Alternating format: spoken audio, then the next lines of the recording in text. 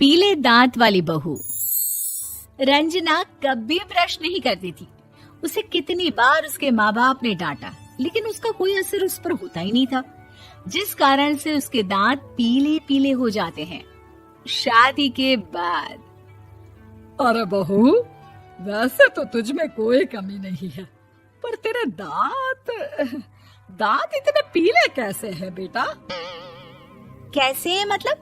कोई सर्जरी थोड़ी ना कराइए। वो तो क्या नाम, मैं ब्रश नहीं करती थी तो पीले हो गए। अब क्या करूं? आप कहे तो लाल करवा लूं या फिर काले? यार ये क्या है, क्यों माँ से लड़ रही हो? लड़ रही हूँ? अरे मैं लड़ रही हूँ या ये बोल रही है कि दांत पीले हैं, पीले।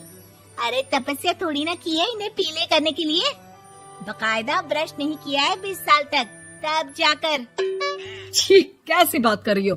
ये उस वक्त तो पीले नहीं थे जब हम लोग तुम्हें देखने आए थे।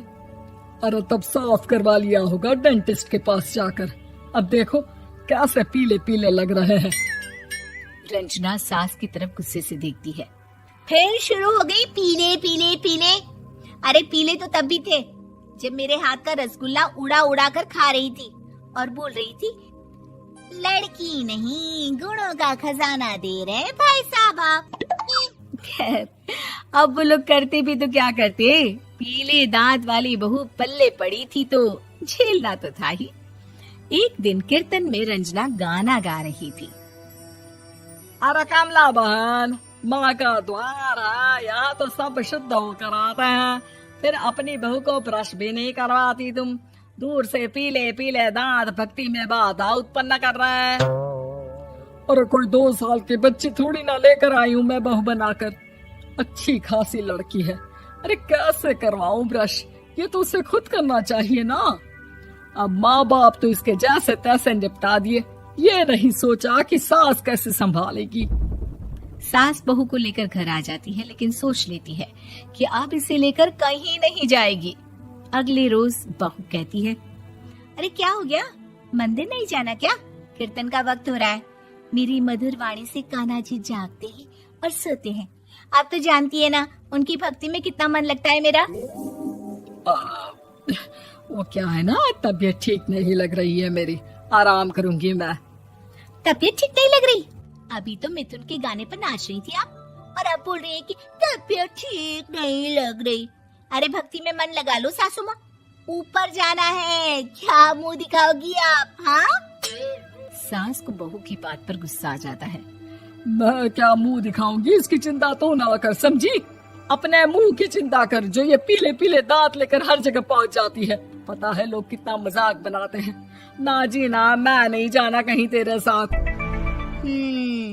तो ये बात है।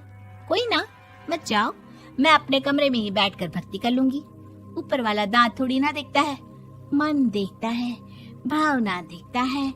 और अरे बस बस, तू सब कुछ दिखा, बस ये सफेद चमकदार दांत ना दिखाना किसी को, है? जा यहाँ से।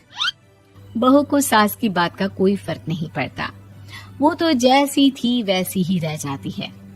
सुबह नहाकर किचन में खाना बनाना, फिर खाना खाना, कीर्तन भजन करना और सो जाना। एक दिन, माँ जी मैं सहेली के घर जा रही हूँ, शाम को लेट आऊंगी। हाँ, तो जाना, मैंने कौन सा तेरी आरती करनी है घर पर बैठकर। रंजना सहेली के घर जाती है, जहाँ वो पार्टी में जाने की तैयारी कर रही होती है। अरे शिखा, कहाँ जाने की तैयारी कर रही है? मैं गलत वक्त पर आ गई क्या? अरे नहीं यार, उल्टा सही वक्त पर आई है। मैंने ये साड़ी और ज्वेलरी निकाली है यार, शाम को इनके ऑफिस की एक पार्टी में जाना है। बताना कैसा लग रहा है ये सब? नहीं यार, इस ड्रेस के साथ तो वो वाली ज्वेलरी अच्छी लगेगी। हाँ, सही बोल रही है, मैंने ध्यान ही नहीं दिया। वैसे तो हमेशा से मस्त फैशन सेंस रखती है। तो बड़ा जाती होगी ना पति के साथ पार्टी में। रंजना कुछ नहीं बोलती, बस सोचती है कि यार काश ये बात सही हो जाती, पर मैं क्यों नहीं जाती पार्टी में? क्या इन लोगों की कोई पार्टी होती नहीं होगी? रंजना घर आती है और रात में पति से सवाल करती है, एक बात बताइए, आप मुझे किसी पार्टी में क्यों नहीं ले जाते? क्या आपकी यहाँ ऑफिस में पार्टी नहीं होती? पति बेचारा क्या कहता कि दांत पीले हैं तुम्हारे इसलिए। अरे कोई पार्टी होती नहीं हम लोगों के ऑफिस में, तो कहाँ से लेकर जाऊं? और मार्केट, मॉल, कहीं वीकेंड घूमना, कहीं तो। अरे यार सारे हफ्ते में एक छुट्टी मिलती है, तो सोचता हूँ कि आराम ही कर लूं। क्यों? रंजना मन मार के रह जाती है। पहले कभी सास के साथ मंदिर जाया करती थी, लेकिन वो भी सास ने ले जाना बंद कर दिया। घर बैठी बैठी रंजना बोर हो जाती है। तभी उसे आइडिया आता है और वो मायके जाने का सोचती है। सासू माँ, 2 दिनों के लिए मम्मी के घर जा रही हूँ। अच्छा ठीक है, आराम से जा। और हाँ, माँ से कुछ अच्छी आदत सीख कर आना कि कैसे शरीर के हर भाग की तरह दांतों की सफाई भी जरूरी होती है, समझी? शुरू हो गई ना आप। वो लोग आपकी तरह नहीं है कि छोटी छोटी बात का बतंगड़ बना दे। उन लोगों के लिए मैं मायने रखती हूँ, ना कि मेरे पीले पीले दांत।